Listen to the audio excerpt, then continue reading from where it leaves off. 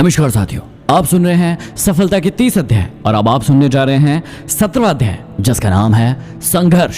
कई बार मैंने लोगों को रोते बिलखते हुए देखा है, ये कहते हुए सुना है कि सिर्फ मेरी ही जिंदगी में ऐसा क्यों हो रहा है, सिर्फ मुझे ही दुख क्यों दिए हैं, भगवान सिर्फ मेरे साथ ही ऐसा क्यों करता है।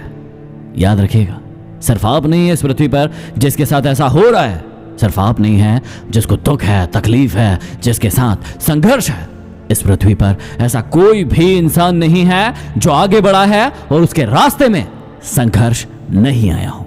इस पृथ्वी पर जितने भी महान लोग हुए हैं, जितने भी लोगों ने आगे बढ़ने के सपने देखे हैं, जितने भी लोगों ने अपने अंदर एक उम्मीद जगाई है कि मुझे अपनी जिंदगी को बदलना है, उन सभी के रास्ते में संघर्ष जरूर आया है। लेकिन इस पृथ्वी पर दो प्रकार के लोग होते हैं, एक वो जो इन संघर्षों को हराकर, अपनी चुनौतियों को मानकर, उसे गले लगाकर जिंदगी में आगे बढ़ते हैं, और दूसरे प्रकार के वो जो इन चुनौतियों से हार कर, भाग कर और इनको ब्लेम करके अपनी जिंदगी में पीछे रह जाते हैं। ये सिर्फ और सिर्फ आप पर निर्भर करता है कि आप अपने संघर्ष को, अपनी चुनौतियों को कैसे लेते हैं। क्योंकि जो लोग पॉजिटिव होते हैं, जो लोग अच्छी सोच रखते हैं, वो इन संघर्षों में भी अपने आप को बनाए रखते हैं। वो सकारात्मक सोचते हुए ये सोचते हैं कि इन संघर्षों में ही मेरी कहानी लिखी जाएगी, और इन संघर्षों का सामना करते हैं। लेकिन जो लोग डरपोक होते हैं, कायर होते हैं, जैसे ही उनके सामने कोई समस्या आती है, वो इन समस्याओं से भागने लगते हैं, लोगों को दोषी ठहराने लगते हैं और काम करना बंद कर देते हैं। जबकि